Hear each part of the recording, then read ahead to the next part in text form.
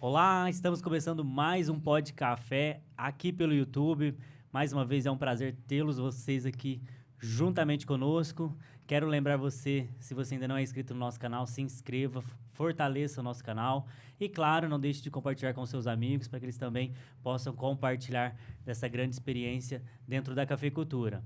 Hoje por aqui recebo mais 3 grandes nomes, 3 grandes pesquisadores que estão aqui visitando Franca e eu, claro, não poderia deixar de aproveitar a vinda deles por aqui para tê-los aqui e também extrair ao máximo deles aqui junto a vocês. Estaremos respondendo as perguntas que a maioria de vocês enviaram lá pelo nosso Instagram e fique conosco. Quero desde já também agradecer aos nossos patrocinadores, agradecer a Bayer, agradecer a ICL, a Paline Alves e também a Jacto, que fazem o nosso Pod Café acontecer.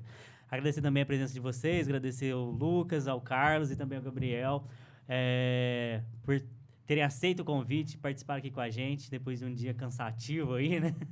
É um prazer estar recebendo vocês aqui no Pod Café. Primeira vez, né, de todos, né? Primeira vez. Bom, começando aqui, a gente recebeu várias perguntas sobre temas variados e a gente vai tentar responder a todos aqui da melhor maneira possível, tentar tirar todas as dúvidas de vocês. Começando sobre um tema que está aqui no momento, né? Se ainda vale a pena esqueletar. A gente recebeu algumas perguntas relacionadas a isso, né? O Vicente perguntou se ainda vale a pena esqueletar. Minha lavoura não floriu bem, posso fazer essa poda ainda ou ainda está tarde? Gabriel, o que você fala para o pessoal sobre essa poda tardia? Ainda vale a pena esqueletar ou realmente está tarde?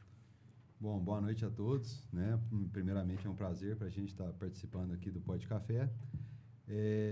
Pensando em lavouras adultas, em lavouras com pleno poder produtivo, se a gente viu que a desfolha foi muito intensa e a florada não foi boa, eu acho que ainda é tempo, né, de correr atrás.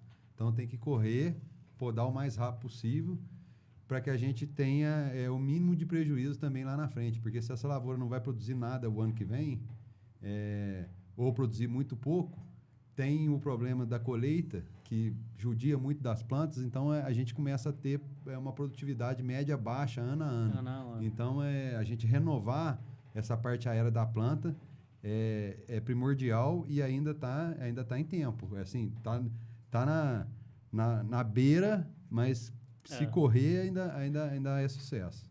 Perfeito. A gente recebeu algumas perguntas relacionadas à irrigação, né? E ao Carlos Henrique, vou trazer essa para você. E a irrigação tem sido um tema muito recorrente, afinal de contas estamos passando aí, né, por uma das piores crises hídricas dos últimos anos. E a pergunta foi o seguinte: como que o estresse hídrico pode auxiliar na uniformidade da florada? Bom, boa noite. Muito obrigado pelo convite. É um prazer poder participar também. Bom, o cafeeiro ele possui várias gemas e ele lança essas gemas florais, em épocas diferentes. Então, elas têm idades diferentes. E elas vão amadurecendo em épocas diferentes também. E o café ele precisa de passar por esse estresse hídrico para que os vasos, para que chegue água no botão floral, para que forme vasos para chegar no botão floral. Então, as gemas vão sendo formadas e, enquanto está em estresse hídrico, as gemas mais novas, elas continuam a crescer e alcançam as outras. Então, elas alcançam as outras e, quando vem a água, de uma vez só, né, há uma uniformização da florada. Então, é isso que acontece. Então, de maneira geral, pode-se dizer que com a irrigação eu consigo, talvez, manipular essa florada para ela ser mais uniforme? Sim, consegue se você tiver uma época seca, como teve esse ano. Né? Não teve chuva nenhuma. Então, essa florada agora foi pujante, foi grande, foi muito forte. Por quê? Porque não tinha água. Então, as gemas elas foram crescendo, pararam no estágio que a gente chama de E4 lá, que a gema está pronta para crescer e florir.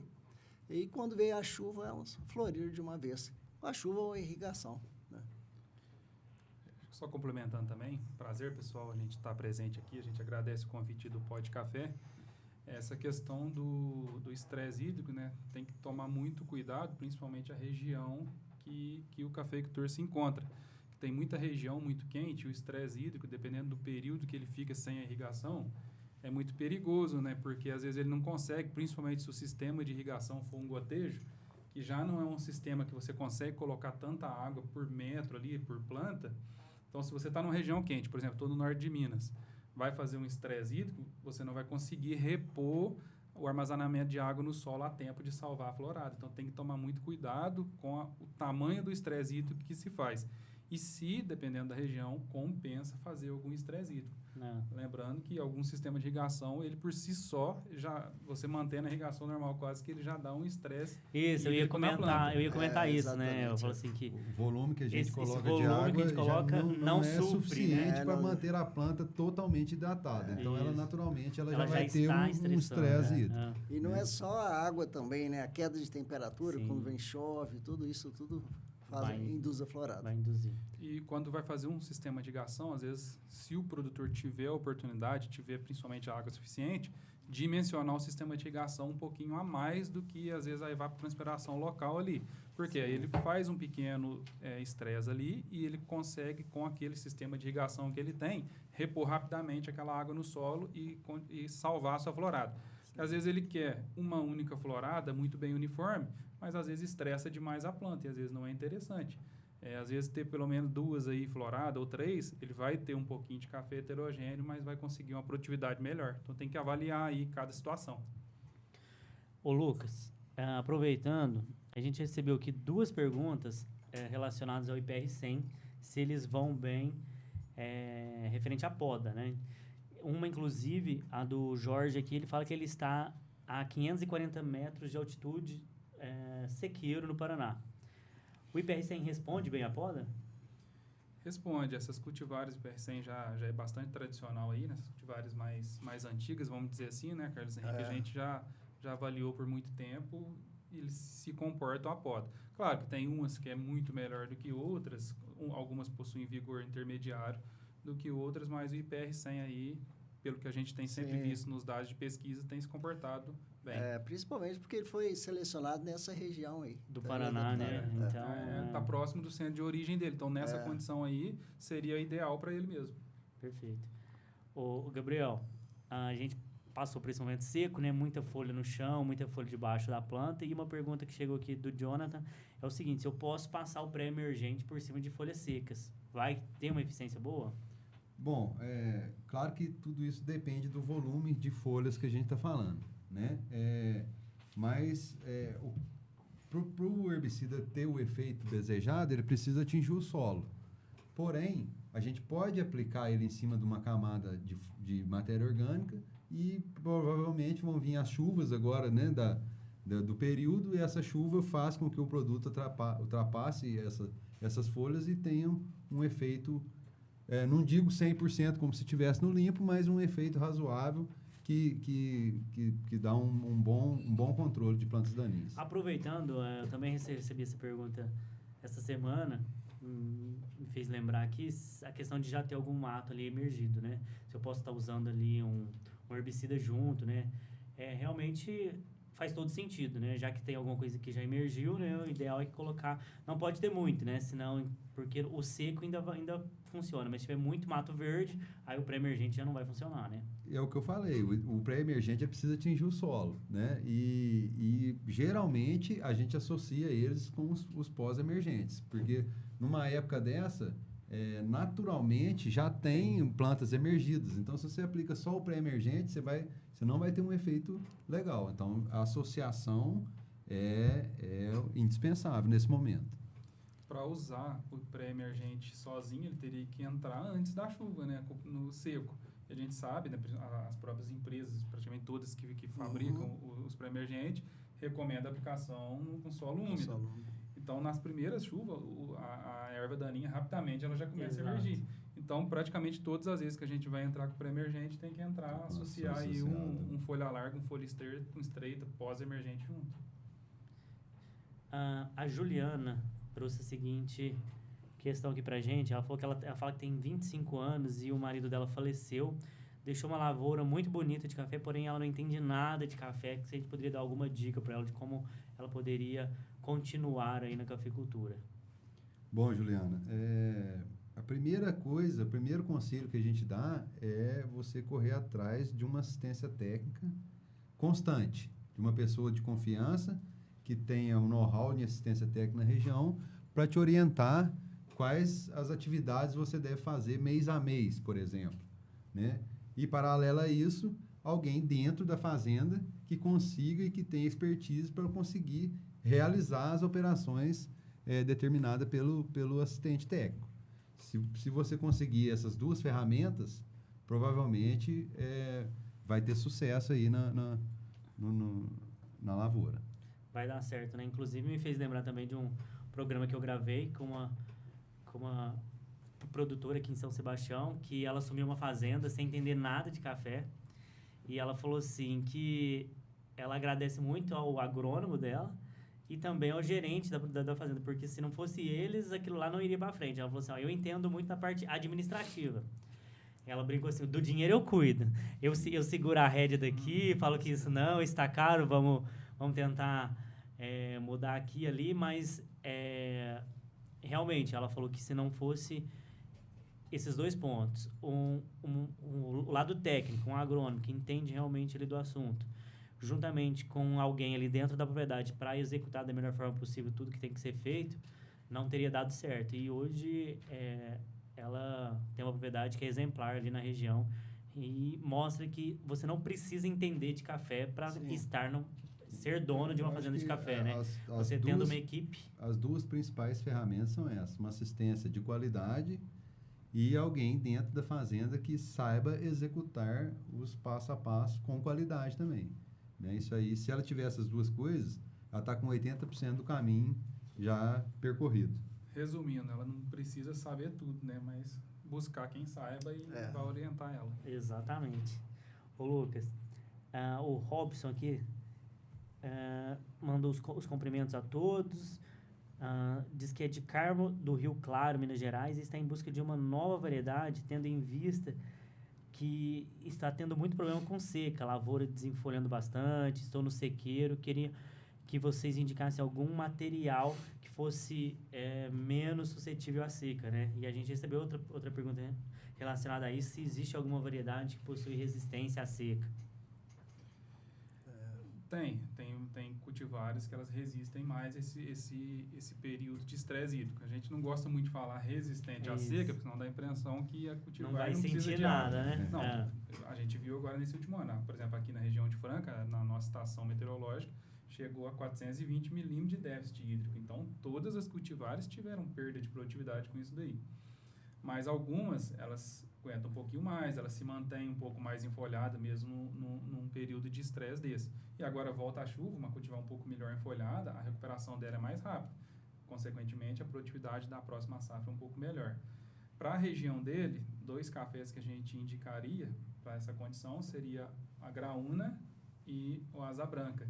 São materiais derivados até a origem genética de Acauã, que é um Serchimor cruzado com o Mundo Novo. Eles têm tido uma resistência boa, uma tolerância boa à seca e adapta-se muito bem nessa região dele ali de Carmo do Rio Claro.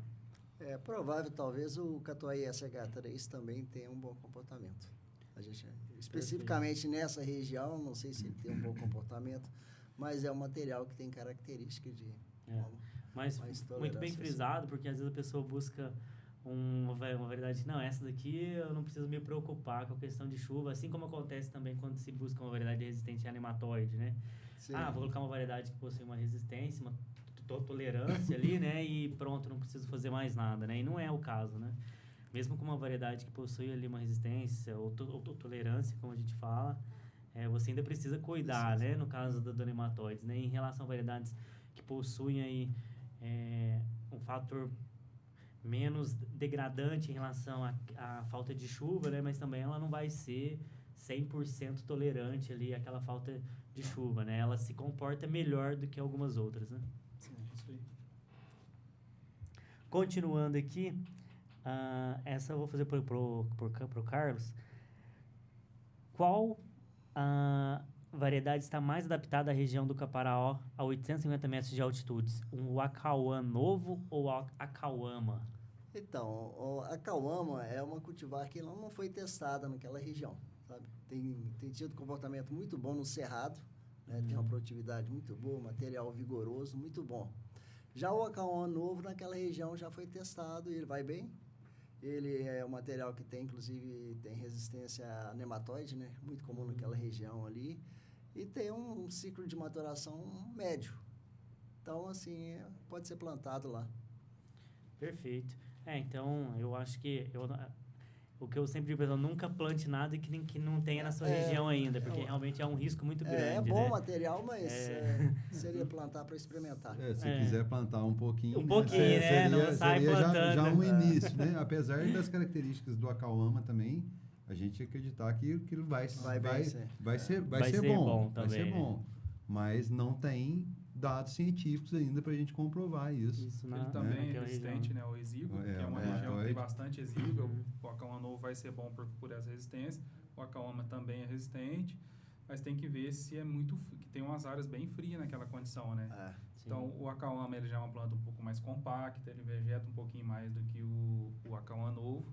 Então, por isso que a gente indica. Quando a gente vai falar, né, cara, a gente sempre garante para o produtor que a gente já testou aquele material. Por isso que o Carlos citou aqui, a gente não tem o Acauama, é um material que foi registrado pela Fundação em 2021, então ainda não foi testado nessa região. Planta uma pequena parte e faz o teste lá desse material. O Acauama novo não, já tem bastante na região. Ô, Gabriel, pergunta do Matheus. O café arara é bom em uma área de pastagem numa altitude de 940 metros? Pastagem é o ideal, né? Agora e a altitude? Não, a altitude também, nesse caso, é boa, porque ser materiais tardios, né? Nessas regiões, ele costuma ser um comportamento um pouco mais perto do comum, né? Não atrasar tanto a maturação. Então, é uma variedade que pode ser recomendada sem medo nessas altitudes. E a condição de pastagem é a condição que a gente quer, né? Se eu pudesse, eu não queria renovar nem um pé de café, eu queria só plantar em área nova, de preferência em área de pasto. Realmente, né? Sai com diferença. Como diz meu pai, o café plantado no pasto sai diferente dos outros. É outro padrão. Você vê, assim, às vezes o pessoal fala assim, mas é a fertilidade de um terreno que foi lavoura há 20 anos. Tudo bem, a fertilidade dele é boa. Planta do lado a lado para você ver que você vai querer o de pasto. Vai. Não, realmente a gente já plantou alguns talhões em lavoura que era pastagem. Hoje é difícil de achar, hein? Mas, nossa, saía cada lavoura. Excelente.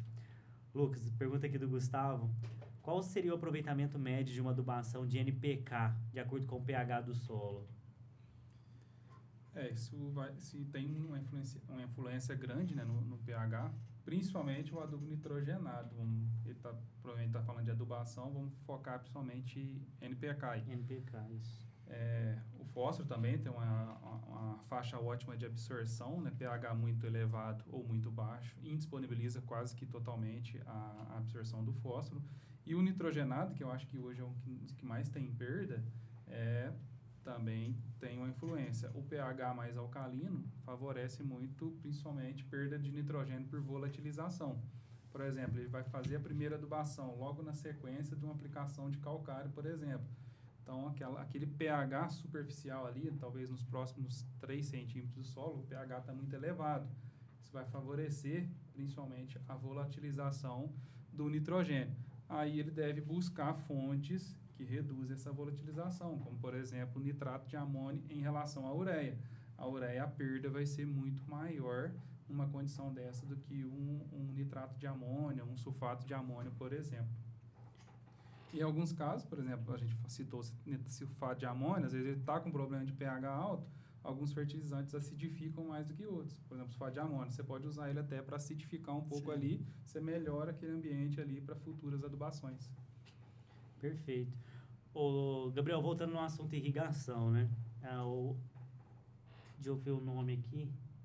Wesley perguntou o seguinte: posso fazer uma irrigação num catuai de 4 anos 2 vezes na semana? Eu recebo muito esse tipo de pergunta lá no meu Instagram quando eu estou mostrando irrigação lá. Eu posso ligar aqui tantas horas, tantos dias na semana e tal, mas isso é muito variável, né? Pois a questão da irrigação, principalmente, fazer o cálculo do balanço hídrico da região, né? A gente tem as estações meteorológicas que dão um norte do que está acontecendo na região, mas o ideal seria o produtor fazer isso dentro da fazenda, ter um pluviômetro, né? Ele sabe mais ou menos a evapotranspiração, que isso aí a gente consegue nas estações próximas. Ele vai fornecer. E aí ele vai fazer o balanço hídrico dentro da propriedade dele. Em cima do balanço hídrico, ele tem que repor, né? Agora, se vai ser 4 horas de 2 vezes por semana ou 6 horas, aí depende do sistema também. Quanto de água o meu sistema consegue colocar por hora, né? Então, é difícil a gente fazer uma recomendação assim, sem conhecer os detalhes, né, de dentro da propriedade. Mas, nesses períodos secos, qualquer aguinha, né, já alivia muito e é bem-vindo. Eu acredito que, se puder fazer de acordo com o balanço, é o ideal. Se não tiver essa condição, às vezes meio no olho mesmo, né? Você vai hidratando a planta. Se esse 2 vezes por semana, 4 horas, for o suficiente para hidratar a planta, já é A própria variedade também vai influenciar um pouco, né? Eu vejo lá, por exemplo, Mundo Novo em relação ao nosso IPR lá que está irrigado também, tem uma variação, pelo menos lá pra gente. É que muda um pouco o lugar também, mas o Mundo Novo está numa região mais arenosa. Eu precisei colocar mais água do que no... E o porte da planta. E o porte, né? Você hidratar uma planta de Mundo Novo de 3 metros de altura, o volume de água é diferente de você hidratar uma planta com 2 metros. Né? Então isso aí tem que o ser importante é deixar claro que não existe uma regra para isso, né? Não. Isso vai de cada talhão, de cada lugar, de como que está o balanço hídrico. Outra coisa muito importante que você frisou é o tipo de solo, né? Dependendo do tipo de solo, a sua água escoa muito rápido. Se você tem um solo mais argiloso, aquilo se mantém por mais tempo. Então, não tem uma receita de bolo, né? É mais uma análise dentro da propriedade para poder conseguir uma irrigação aí eficiente. Perfeito. Pessoal, a prosa tá boa, mas vou chamar o intervalo aqui, é bem rapidinho, 30 segundos, não saia daí que a gente já volta.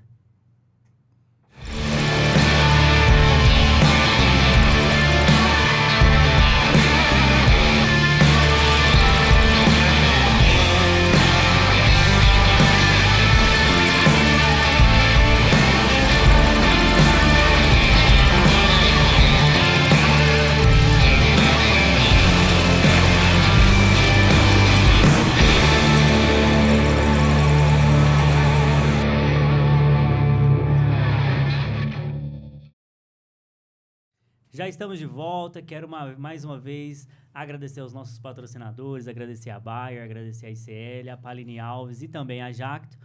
E voltando aqui, a gente recebeu várias perguntas relacionadas ao tema do cenário atual da cafeicultura em relação a todo esse estresse hídrico, como que está essa relação, se já dá para entender qual o tamanho do dano causado, desse pegamento dessa florada, como vai ser. E eu queria que vocês falassem sobre isso, assim, né? O que vocês estão vendo, sentindo sobre essa questão de todo esse estresse hídrico que a gente passou e agora essa florada veio. Como que vocês veem o cenário aí para frente aí desse pegamento dessa florada? Como que vai ficar isso daí? Bom, primeiramente a gente viu que as plantas de café sentiram muito a seca que nós vivemos esse ano. Então, lavouras que produziram safras médias, elas sentiram muito e ficaram muito desfolhadas. E a florada veio, né? A florada, ela vem em plantas com folhas e sem folhas, né? Então, o que a gente tem visto é que vai ter um pegamento menor esse ano, provavelmente. A gente viu muitas lavouras novas que produziram um pouco de café também muito sentidas. Então, elas vão florir, mas o potencial produtivo vai ser menor. Lavouras realmente boas que a gente tem visto aí é menoria, né, na maior parte da região cafeeira. Então, a gente vai ter, com certeza, menor produção, menor produtividade nesse próximo ano. Muita desfolha, né? Então, o pegamento com certeza vai ser menor, como o Gabriel falou. E a gente só vai ficar sabendo a hora que os chumbinhos começarem a expandir. Sim. Por Mas enquanto, não tem existem jeito, dados, né, que até 20%, 30% de desfolha não afeta a Não produtividade, afeta. mas Isso a que eu partir de queria 50% e 60%, Sim. aí a já produtividade começa. ela já começa a cair abruptamente. Então, isso eu queria perguntar para vocês, se vocês pudessem falar sobre essa questão da importância da folha em relação ao pegamento da florada, né? Porque muitas pessoas me dão, mas florou, não é possível que não vai segurar. Só se não tem folha, é muito difícil de segurar. Qual que é a importância da folha? O que ela de fato faz ali para que essa florada segure esse chumbinho, Então, a folha é o mais importante, né? A folha que realiza a fotossíntese, ela que vai produzir o carboidrato, esse carboidrato, depois que fica armazenado no tronco, ele vai ser mobilizado e vai ajudar a flor a ser formada. E depois a florada, o crescimento da florada. Mas a fotossíntese corrente, que a gente chama, a fotossíntese que está acontecendo na folha, é muito importante também. Então, são dois fatores. Tem que ter folha e tem que ter reserva no ramo. Se tiver reserva no ramo, já ajuda bastante. Pode ter menos folha, mas tendo reserva no ramo, ele consegue fazer o pegamento da florada. Agora, ramos praticamente sem folhas, esses aí realmente vão ter problema. Porque depois, para o crescimento do chumbinho e tal, da formação do fruto, aí realmente é a folha que vai suprir a maior parte do que o fruto precisa para crescer. Esse ano, a ausência da folha é o que vai impactar daqui para frente. Exato. O pessoal está perguntando muito isso daí, né? O pegamento de florada. O chumbinho em si, ele é bem resiliente, né? Se a gente viu a primeira florada, o pegamento foi bom. Você vê lá até hoje, o chumbinho está lá. Tá. E vai acontecer provavelmente também nessa daqui. O chumbinho vai se manter por um bom tempo aí. Então, assim, talvez não seria nem o pegamento da florada, né, cara? Talvez seria o abortamento dessa florada, talvez mais adiante.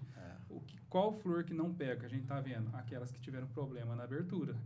Aquela lavoura que induziu a florada, ficou aquele botão floral já bem desenvolvido, a chuva não vinha, demorou, e ela não abriu uma flor completamente bem desenvolvida. Então, o pegamento dessa florada, dessa lavoura, é muito baixo. Mas, de maneira geral, o pegamento em si, agora, após a florada, é um pegamento bom, mas essas lavouras desfolhadas, ela não consegue levar esse fruto por muito tempo. Aí começa ali em dezembro, em janeiro, aquele tanto de café caindo ao chão, o pessoal sem saber o que está acontecendo. Tudo reflexo da seca desse ano da desfolha. E em relação à folha, por exemplo, o que o pessoal tem me fala, mas essas folhas que estão saindo agora, porque agora choveu, já está saindo, a lavoura tá aquela folhinha verdinha, clarinha, né? A lavoura já está fazendo folha para compensar o que perdeu e tudo mais, mas essa folha, digamos, ela não vai suprir a folha antiga, lá, aquela folha verde escuro, né? Que realmente... Essa folhinha verdinha, ela ainda não exporta o que ela está produzindo. Ela consome. Ela né, consome. Isso aí já é para a próxima safra. Já estamos pensando para a próxima safra, crescimento, desenvolvimento, né? E pensar em nutrição e pegamento de florada, eu acredito que ela vai ajudar pouco. Antes dela atingir uns 40%, 50% do tamanho máximo dela, ela só consome. Entendeu? Ou seja, ela compete com os frutinhos. Ela está competindo com a florada. O chumbinho que está aconteceu ali, também está consumindo do ramo. A energia que poderia estar indo ali pro ramo, que está ali no ramo, que poderia ir para o fruto, está indo ali para o desenvolvimento dessas folhas novas, folhas, né? É uma competição. Então, é bom para deixar bem claro que essas folhas não vão adiantar de nada. No início não, florada mas logo agora. elas começam depois os chumbinhos que se perdurarem por mais tempo, ela vai acabar ajudando, mas inicialmente assim, não. E ela não dá conta, na hora que atingir a sua maturação, que estiver produzindo fotoassimilados, ela não manda composto para todo aquele ramo cheio de fruto. Cada roseta teria que ter as suas folhas ali para alimentar os seus frutos. Perfeito. Existe uma relação folha-fruto, né? Existe uma relação folha-fruto e depende muito da posição da planta. Então, por exemplo, as folhas que ficam embaixo, recebem menos sol e tudo mais, elas têm menos condição de alimentar os frutos. Geralmente é 3, 4 frutos para cada folha. Na parte interna, onde as folhas ficam um pouco protegidas do sol, mas ainda assim recebem muita luz, elas têm uma capacidade maior. Às vezes alimentam 10, 12 frutos. E na parte de cima, que a temperatura é alta, as folhas estão muito expostas ao sol, elas têm uma capacidade um pouquinho menor do que nessa parte intermediária. Mas tem que ter folha. Tem que ter A folha é essencial, né? É. O César Filho pediu para vocês falarem sobre quais variedades está sobressaindo em termos de produtividade no sistema sequeiro. Olha, vamos destacar aí da fundação, da Procafé tem destacado os derivados de acauãs, né? Graúna, asa branca, o próprio acauã e o acauama. Sim. Eles têm tido bons resultados quando a gente compara sequeiro, lâminas de irrigação, isso é importante também frisar. Às vezes o produtor vai implementar um sistema de irrigação, ele não tem tanta água, essas cultivares elas necessitam de uma lâmina menor, então já é uma boa opção para ele. O Catuai SH3 também, ele é mais resistente à seca, o próprio PR100 também nos trabalhos, ele resiste um pouquinho mais. E o Juninho perguntou o seguinte, se é verdade a Acauã vai bem em altas altitudes. O acauã, ele tem a característica de ser um pouco mais tardio, então tem que tomar cuidado. Primeiro, onde que ele está, onde que essa alta altitude. Altitude, então, né? Porque a alta altitude pode ser 900, mas pode ser 1.200, né? Exatamente. Então, assim, tem lugar que 1.100 não é tão alto assim. Por exemplo, lá no sul de Minas, vai bem. Lugar de 1.000, 1.100 é tranquilo. Aí, quando você vai lá para as matas de Minas, 1.000 já é muito frio. Então, assim, ele não seria uma das mais indicadas para essa condição fria, né, Carlos? E tem que ver o seguinte, qual o acauã que ele está se referindo. Porque o acauã, que a gente chama de acauã, é o primeiro acauã que foi lançado. Depois dele veio o acauã novo, tem o acauama, tem o asa branca, tem o graúna, são todos o mesmo grupo, sabe? Entendi. Então ele escolheu uma linhagem um pouco maturação média para precoce. Que seria, por exemplo, o asa branca seria uma boa opção. Perfeito. Ô, Gabriel, o Madeira pergunta sobre poda. A gente recebeu algumas aqui, eu vou juntar todas aqui, mas, no geral, a pergunta é o seguinte, qual que seria a maneira correta de se fazer a poda lateral e dos ponteiros? Outra pergunta no sentido de que qual a distância ideal de se fazer a poda ali dos ramos plagiotrópicos? Existe uma medida que seja, assim, padrão que se deve adotar? Bom, medida padrão não tem. Mas a gente tem uma receitazinha que o pessoal pode analisar e, em cima disso, definir. O que eu costumo falar? Se a planta é uma planta bem preenchida de ramos plagiotrópicos ou ramos laterais, você pode podar ela mais curta um pouco, porque ela tem bastante ramo, ela vai ter bastante gema para brotar à vontade. Se a planta ela tem poucos ramos plagiotrópicos, se perdeu por vários motivos, ou principalmente pela colheita mecanizada, que vai ano a ano passando a máquina, vai perdendo os ramos plagiotrópicos, e ela tiver pouco, aí você tem que abrir um pouco mais o corte para que se tenha mais gemas ali dentro daqueles ramos que sobraram para a planta brotar bem. Agora, uma outra dica que a gente dá, além disso, é você ter uma certeza que você vai zerar a safra seguinte. Porque senão o pessoal quer cortar muito comprido, eu quero aproveitar o ramo, aí corta só a pontinha. Aí chega no outro ano, em vez de zerar e para você estimular uma safra muito boa no ano subsequente, ela ainda dá ali um café que vai te dar trabalho, amolação. E depois, às vezes, não dá uma safra cheia no próximo ano, né? Isso aí, com relação ao lateral, seria assim um básico. E com relação à altura, a gente tem que aproveitar o máximo da altura possível. Né? Se a gente falar de variedades de porte baixo aí, a gente está falando aí de podas a 2 metros, 2,30 metros, né? À medida que a planta permitir. E outra coisa que eu costumo falar para o pessoal também é assim, dá uma olhada na lavoura no sentido da linha, porque depois da colheita, na hora que ela está sentida lá, ela vai te mostrar aonde que ela está pedindo para ser decotada. Né? Então, assim, é mais uma análise caso a caso, mas sabendo mais ou menos essas interações, a gente consegue fazer uma poda legal. Ô, Carlos, o Henrique perguntou o seguinte, que ele está na região de Campo das Vertentes e ele já cultiva por lá o Catucaí 24137, Paraíso 2 e o Arara. Se tem algum outro cultivar que iria bem nessa região também? Com com certeza o Catucaí 2SL, o Catucaí amarelo, que é irmão aí desse 2437, vai bem. Vai ir bem nessa região também. Vai bem. E ele tem uma tolerância boa à foma, né? Essa é uma região que costuma dar bastante foma, né? Então Uma região mais fria ali, né? E aí a gente conhece algumas áreas também em Campos das Vertentes, são as áreas mais frias, lá também é uma região bem heterogênea de cultivo, né? Às vezes tem lugar um pouco mais baixo, quente, tem uns lugares altos, bem frio, seria o 78515, amarelo principalmente. Ele tem tido bons resultados lá também. O Bruno Rocha quer saber qual que seria a opinião de vocês no uso recorrente de sulfato de magnésio via foliar. Tem resposta, o sulfato de magnésio, principalmente em lavoura mais nova e principalmente lavoura que estiver precisando de correção de magnésio, né? Não substitui, importante frisar, às vezes ele acha que vai confiar no foliar com sulfato de magnésio, ele não vai suprir a demanda da planta.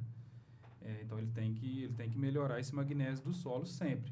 Mas assim, tem muitos trabalhos na literatura que mostram que tem efeito sim, ou pela adição do nutriente via foliar, ou talvez ele pode ser carreador de algum outro composto ali, mas o magnésio foliar tem sim resposta, resumindo, mas não substitui a aplicação do magnésio via solo. Sim. Eu acho que é importante frisar isso, né? Porque às vezes minha lavoura está com deficiência de magnésio, vou fazer só via folha. Não é o ideal e você não vai conseguir suprir toda a necessidade. Ele pode fazer via folha, sim, principalmente quando está com poder, deficiência, para acelerar, né? Já é ajudando essa planta, mas o ideal... O sulfato de magnésio já é muito bom, ele está com deficiência, ele aplicar isso via solo, ele rapidamente vai ser absorvido.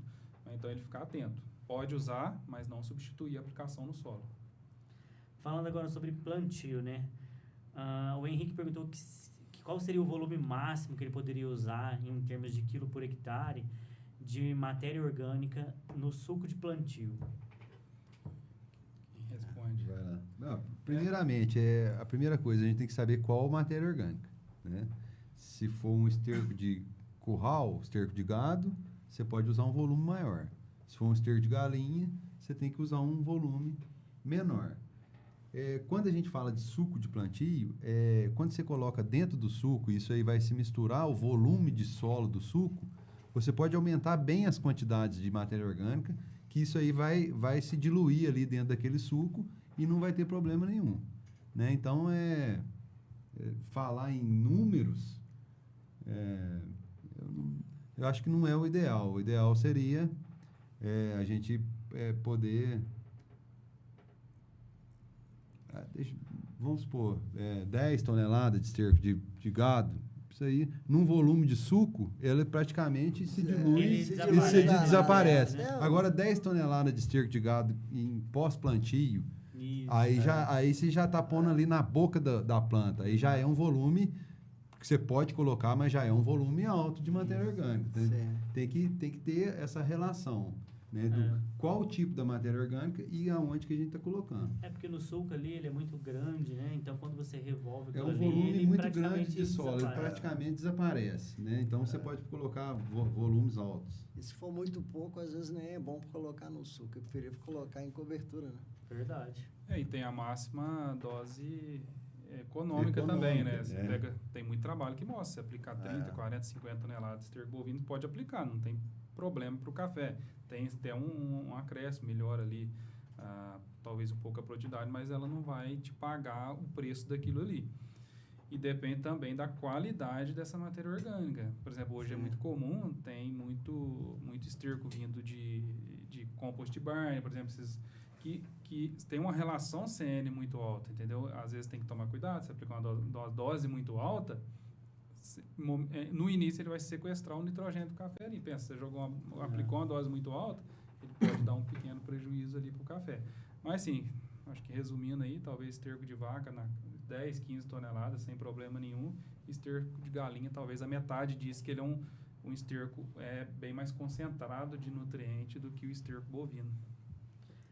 O Gustavo quer saber a opinião de vocês sobre a seguinte questão. Ele fala assim que muitos cafeicultores irrigantes estão partindo para adubação 100% fértil irrigado. O que vocês acham disso? Isso é muito polêmico, né? No meio depende muito de onde ele está aí e depende do tipo de solo que ele está. Mas, de maneira geral, você fazer toda a adubação via fertirrigação é muito perigoso, né? Você vai salinizar ali, aquilo ali, porque a gente acaba utilizando muito adubo em lavouras adultas. A gente passa de 300, 400 quilos de nitrogênio, de potássio. Então, é muito fertilizante num pequeno espaço de solo ali. Então, ele teria que, talvez, fazer um percentual dessas adubações de forma convencional. A fertirrigação é muito boa, principalmente para adubações pontuais. Para fazer um MAP, é excelente, vai corrigir uma deficiência de magnésio. Um boro via fertirrigação é muito bom, mas talvez fazer o nitrogênio, todo o nitrogênio e o potássio em todas as adubações com a fertirrigação, ele tem que ficar atento nisso daí. Ou vai gerar mais custo para ele, que ele vai começar a ter que corrigir o bulbo ali, né? Fazer um nitrato de potássio, nitrato de cálcio, alguma coisa assim, para diminuir a salinização. Então, ele tem que fazer a conta. O que ficaria mais barato? Ele fazer uma parte de forma convencional ou investir nesses produtos para evitar a salinização. E tem um detalhe também, que é a uniformidade do sistema de aplicação de irrigação. Que a maioria dos sistemas que a gente conhece, eles têm problema de uniformidade de aplicação de água. Agora você imagina a nutrição. O sistema de irrigação vai bem em 1, 2 anos. A manutenção dele é complicada e o próprio adubo também ajuda a danificar mais ainda o sistema. Então, o que a gente tem visto é o grosso da adubação sendo feita de maneira convencional e a água em cima, né? E pontualmente algum nutriente que seja exigido pode ser colocado na água. É igual também me perguntam sobre a questão de fazer o uso de inseticida de solo, fazer o inseticida de solo via irrigação, né? Eu falo também que é muito arriscado, porque a chance de dar errado é muito grande. Pode fazer, teoricamente pode. Sim. Beleza, pode fazer. Mas você está aplicando, está distribuindo, certo? Do jeito que precisa, a dose, aí... Não, acho que o produto de solo é indiscutível. Acho que não deve fazer mesmo na ferta, porque ali não é só se o sistema, se está furado uma mangueira ou não. A pressão do sistema, muitas vezes, a maior parte, não é 100% ali a distribuição. Então, não deve fazer. Os locais onde você vai sair mais, outros menos, né? Não vai ficar uniforme. Não é bacana. Falando em adubação, o Romulo perguntou quando iniciar as primeiras adubações? Bom, a adubação é após o início do período chuvoso, né? Começou a chover, veio a florada não combina muito com adubo, então deixa a florada secar, murchar e tá com umidade bacana no solo, pode começar. Perfeito. Bom, e para finalizar, o Hélio Cunha quer saber sobre a questão de implantação de café. Ele está começando agora, ele queria saber quanto que ficaria mais ou menos, quanto estaria o custo de implantação de 1 hectare de café até a primeira safra. Vocês têm mais ou menos esses dados, esses números? Olha, nos últimos 2 anos aí baixou um pouco, né? Principalmente puxando pelo preço do fertilizante. A gente viu aí, talvez há 2 anos atrás, uma lavoura até a primeira colheita ficando até R$50 mil por hectare, principalmente puxado pelo fertilizante. Mas hoje menos de 30 mil, acredito que ninguém chega com essa lavoura aí até a primeira safra, não. Talvez a partir de R$30 mil aí de investimento. Depende da área, né? Às vezes ele tem que preparar, às vezes não está uma área muito bruta, depende do preparo dele. Mas acho que a partir de R$30 mil. 30 seria o mínimo. Entre 30 e 40. Claro também que vai depender fazer de como ele vai cuidar dessa lavoura. Mas isso é importante. No momento da formação, não é hora de economizar. Muitas vezes a lavoura de 30 e a de 50 mil, a de 50 mil vai te dar o retorno mais rápido. Então, se vai formar uma lavoura, é a hora de gastar mesmo. O capricho, a lavoura de café em formação, ela responde muito bem ao capricho ali. Então, não é hora de economizar. Bem colocado. Bom, é isso. Vou deixar aberto para vocês finalizarem, deixar alguma mensagem aí para os cafeicultores que estão nos acompanhando. Vamos torcer para que continue chovendo. Esse novo ciclo que se inicia, esse ciclo, né? Agora da Laninha, a expectativa era de chuva constante, né? Por enquanto ainda não engrenou não, né? Mas vamos torcer para que continue chovendo. Nublado, mas ela não está querendo vir, né? O volume não está suficiente ainda, né? Mas uma mensagem agradecer e rezar pelo clima, né? E dizer para o pessoal que a cafeicultura é resiliente. Então, a gente já passamos por problemas parecidos e estamos aqui até hoje, né? Então, dizer para o pessoal que não precisa desanimar, não. Que o negócio vai dar certo. Vai dar certo. Dá O certo. cafeicultor é persistente, né? É isso aí, fazer a nossa parte sempre, né? Apesar do clima a gente não controla, mas a gente discutiu muita coisa aqui, mitigar os efeitos do clima, né? Então, o que a gente conseguir e puder fazer, sempre importante para continuar a manter essa nossa cafeicultura sempre pujante. Maravilha. Quero agradecer a vocês aí por ter disponibilizado o tempo de ter vindo aqui. Sei que foi um dia cansativo para vocês, mas tenho certeza que foi de grande proveito aí para todos que estão nos acompanhando. E, por fim, agradecer mais uma vez os nossos patrocinadores, agradecer a Bayer, agradecer a ICL, a Paline Alves e também a Jacto, que fazem o nosso Pod Café acontecer. Um forte abraço e até o próximo Pod Café.